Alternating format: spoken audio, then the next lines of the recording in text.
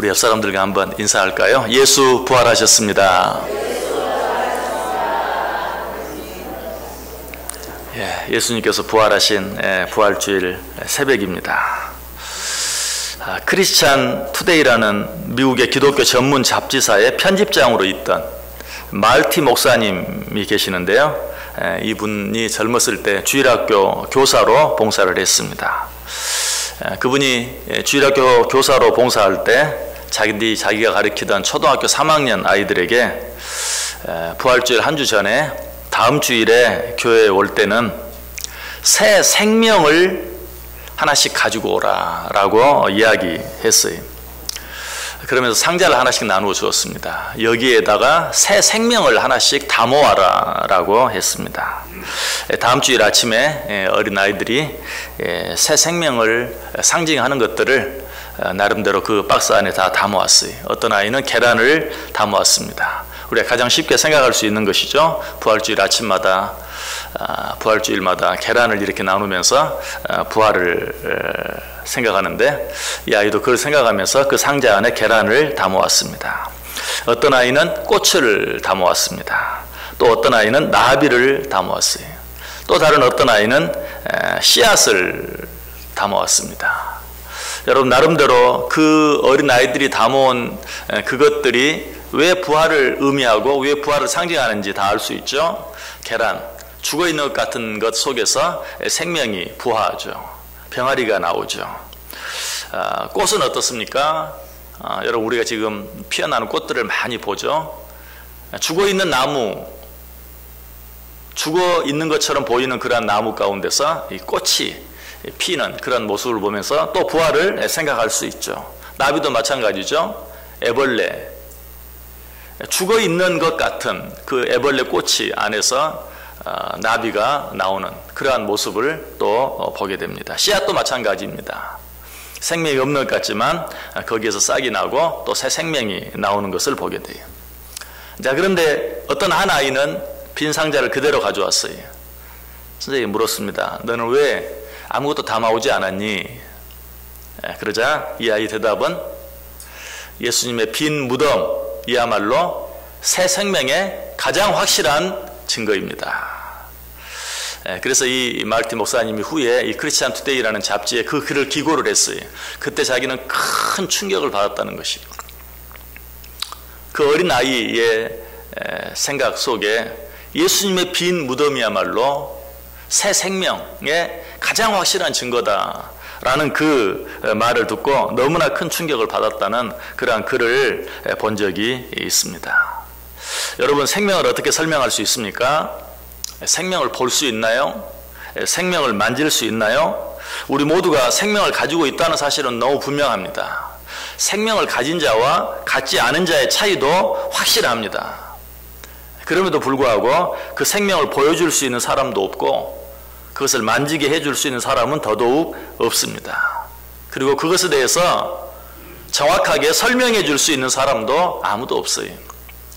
눈으로 볼 수 있고 손으로 만질 수 있는 우리 육체도 우리가 정확하게 설명할 수 없어요.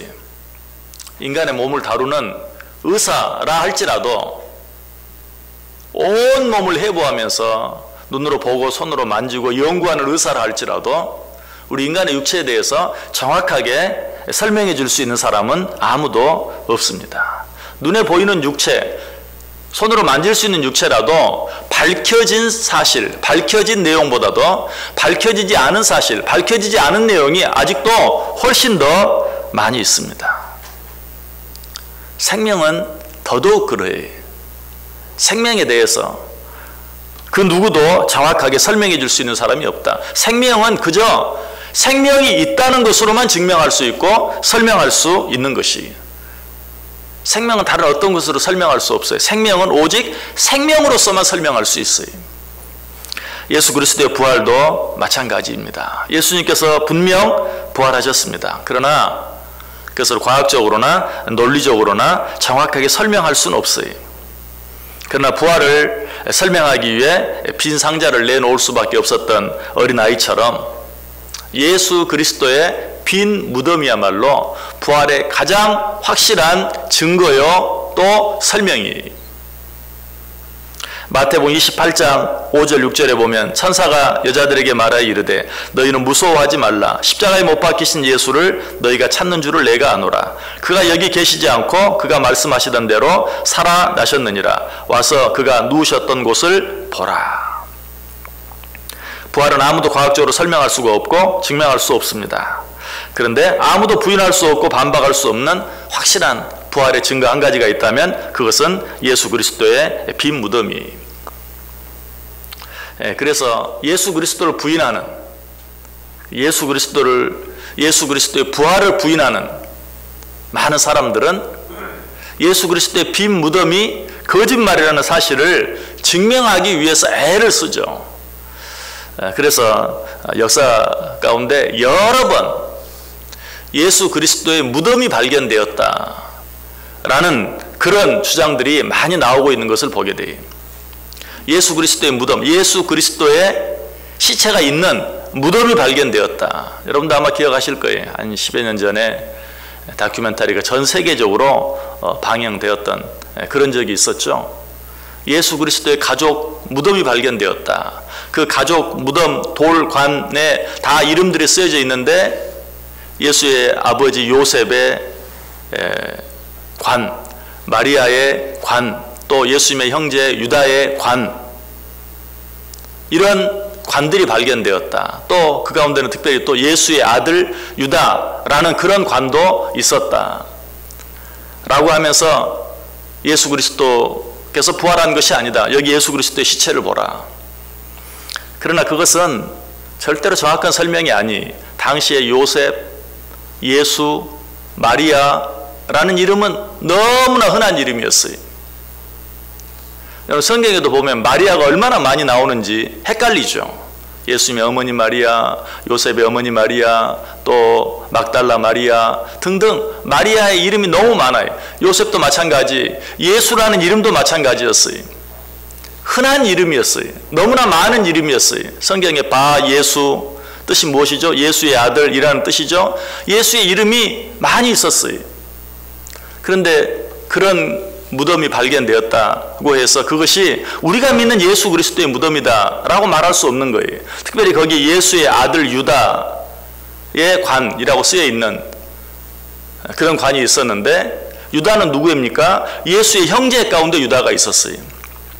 그런데 그 이름이 정말 흔한 이름이긴 하지만 예수의 아들이, 또 거기에 보면 재밌는 설명이 있죠. 예수와 막달라 마리아의 관이 거기 있다라고 얘기하면서 예수는 막달라 마리아와 결혼했다. 그리고 그 옆에 예수의 아들 유다의 관이 있는 것을 보고 이것은 예수와 막달라 마리아에서 태어난 아들 유다다. 그런데 예수님의 성경에 보면 예수님의 형제의 가운데 유다가 있어요. 그런데 왜 예수님의 아들이 그 예수님의 형제인 유다의 이름을 땄겠어요? 당시에 아버지의 이름을 따는 경우는 많이 있었어요. 그러나 아버지의 형제의 이름을 딸 이유는 없는 거예요. 여러 가지로 예수 그리스도의 무덤이라고, 예수 그리스도의 시체라고 그들은 주장하고 싶어서 여러 가지 많은 이야기들을 하지만, 그러나 그것으로 충분하지 않아요. 그것이 절대로 예수 그리스도의 빈 무덤이 거짓말이라는 증거를 보여주는 것은 되지 못하는 것이. 특별히 세상을 떠들썩게 했던 또 한 가지, 세마포 투린의 수의가 발견된 것을 보게 되죠. 오히려 이것은 예수 그리스도의 무덤이 빈 무덤이었다는 것을 증명해주는 보다 확실한, 왜? 성경이 예수 그리스도의 빈 무덤 속에 세마포가 놓여 있었다라고 명확하게 이야기하기 때문에. 누가복음 24장 12절에 말하죠. 베드로는 일어나 무덤에 달려가서 구부려 들여다보니 세마포만 보이는지라. 그러므로 이 투린의 수의, 세마포가 있었다는 것은 오히려 더 뭘 말합니까? 예수 그리스도가 부활하셨다는 사실을 보다 확실하게 보여주는 것이. 아마 이 투린의 수의가 발견되지 않았다면 누가 예수 그리스도의 시체를 훔쳐갔다라는 또 다른 주장이 좀 힘을 얻을 수 있어요. 시체를 훔쳐가면서 수의를 벗겨고, 당시 세마포로 온몸을 둘둘 감았던 그런 세마포를 벗겨 놓고 시체를 훔쳐갈 리가 없죠. 그러나 이 투르니의 수위만 발견되었다는 그 사실은 오히려 뭘 가르쳐줘요? 예수 그리스도께서 살아나셨다. 성경이 가르쳐주는 대로 부활하셨다. 그리고 그곳에는 세마포만 놓여 있었다 하는 사실을 또 우리에게 분명하게 보여주는 것이, 예수님께서는 확실히 부활하셨습니다. 죽음의 권세를 이기고 부활하셨어요. 자, 그런데 예수님께서 부활하신 이 사실이 우리와 어떤 관계가 있습니까? 오늘 본문 20절이 말합니다. 그러나 이제 그리스도께서 죽은 자 가운데서 다시 살아나사 잠자는 자들의 첫 열매가 되셨도다. 예수님께서 부활의 첫 열매가 되셨다. 여러분, 이 사실이 우리에게 가르쳐주는 게 무엇입니까? 어떤 나무에 첫 열매가 맺혔어요. 그 열매가 사과라면 그 나무에서는 이제 계속해서 사과라는 열매가 맺힐 것을 우리에게 보여주는 것이, 아무도 그것을 의심할 수 없어요. 그것을 의심하는 사람은 이상한 사람이. 예수님께서 부활하심으로 잠자는 자들의 첫 열매가 되어주셨다. 뭘 말해요? 이제 그 예수 그리스도를 믿는 자들, 그 예수 그리스도의 부활을 믿는 자들에게는 계속해서 부활의 역사가 일어나게 될 것이다. 부활의 기적이 일어나게 될 것이다. 부활의 첫 문을 여셨다라는 것을 우리에게 말씀해 주고 있어요. 다시 21절 22절 보세요. 그러나 이제 그리스도께서 죽은 자 가운데서 다시 살아나사 잠자는 자들의 첫 열매가 되셨도다. 사망이 한 사람으로 말미암았으니 죽은 자의 부활도 한 사람으로 말미암는도다.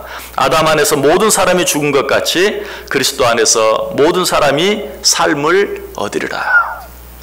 예수님께서 부활의 첫 열매가 되어주셨다는 것은 아담 한 사람이 죄를 지음으로 말미암아 세상 모든 사람이 죽게 된 것처럼 둘째 아담, 마지막 아담, 예수 그리스도께서 부활하심으로 그를 믿는 모든 자들이 부활하게 될 것을 우리에게 가르쳐 주는 것이다 라고 성경이 우리에게 말씀해 주고 있어요. 부활은 생명입니다. 그래서 예수님께서 친히 말씀하시죠. 요한복음 11장 25절과 26절에서 예수께서 이르시되 나는 부활이요 생명이니 나를 믿는 자는 죽어도 살겠고 무릇 살아서 나를 믿는 자는 영원히 죽지 아니하리니 이것을 내가 믿느냐. 예수 그리스도의 부활은 곧 생명입니다. 그러므로 이 부활을 믿는 자들의 삶에는 항상 새 생명이 있어요. 무슨 말입니까? 전에 할 수 없었던 일들을 능히 할 수 있게 되어져요. 전에 느끼지 못했던, 전에 누리지 못했던 삶의 기쁨과 감사가 늘 넘쳐나게 되어 있어요. 전에 용서할 수 없었던 사람을 용서하게 되고 또 전에 미워했던 사람을 사랑할 수 있게 돼요. 이것이 부활의 능력이에요. 이것이 새 생명의 힘이에요. 이전에 이해할 수 없었던 일이 이해가 되어져요. 여러분, 예수 그리스도의 부활을 믿으십니까? 여러분, 이 사실을 믿을 수 있다면 성경에 있는 내용 가운데 이해하지 못할 일이 하나도 없어요. 그것뿐만이 아니 우리가 부활의 능력을, 부활의 기적을 믿는다면 이 세상에 일어나는 일 때문에 실망하거나 낙심하거나 좌절할 필요가 전혀 없어요. 왜? 우리 주님께서 우리의 지혜로는 이해할 수 없는 부활의 첫 열매가 되어주셨기 때문에 그 예수 그리스도를 믿는 자들에게는 이 세상에서 내 지혜로는 이해할 수 없는 어떤 일 때문에 실망하거나 낙심할 필요가 전혀 없어요. 오히려 그 모든 일들 속에 우리가 알 수 없는 하나님의 놀라운 뜻과 계획이 있는 줄 믿고 오히려 기뻐하고 감사할 수 있는 것이 예수 그리스도의 부활을 믿는 자들에게는 이전에 아무런 의미가 없던 우리의 삶이 정말 의미가 있는, 하나님께서 우리에게 주시는 그 놀라운 은혜와 축복에 대한 기대가 넘치는 그러한 삶으로 바뀌어질 수 있어요. 히틀러 때 순교하신 보네코 목사님이란 분이 있어요. 그는 신앙으로 인해서 처형을 당하게 되어서 처형장으로 끌려가는 길에 이렇게 고백합니다. 이제 끝이다. 그러나 이 끝이 내 새 생명의 시작이다. 이것이 저와 여러분의 고백이 되길 원해요. 모든 것이 끝나는 것 같은 그런 일, 그런 상황, 그런 처지 가운데 있다 할지라도 우리는 그 곳에서도 내 영원한 생명을 믿고 부활의 새 생명을 믿고 이제 이것이 나의 새로운 시작이다. 이것이 나의 새로운 생명이다. 라고 고백할 수 있는 것이 이 놀라운 축복이 아무에게나 주어지는 것은 아니 오직 부활의 참 생명이 되시는 예수 그리스도의 부활을 믿는 자들에게만 주어지는 것이. 그래서 예수님께서 뭐라고 말씀하셨어요? 나는 부활이요 생명이다. 그리고 나서 뭐라고 물으십니까? 이것을 내가 믿느냐? 이것이 중요해요. 나는 부활이요 생명이다. 이것을 네가 믿느냐? 이 질문의 의미가 무엇일까요? 이것을 믿기만 하면 너는 날마다 승리하는 삶을 살 수 있을 것이다. 이것을 믿을 수만 있다면 너는 어떤 상황 가운데서도 기뻐하며 살 수 있을 것이다.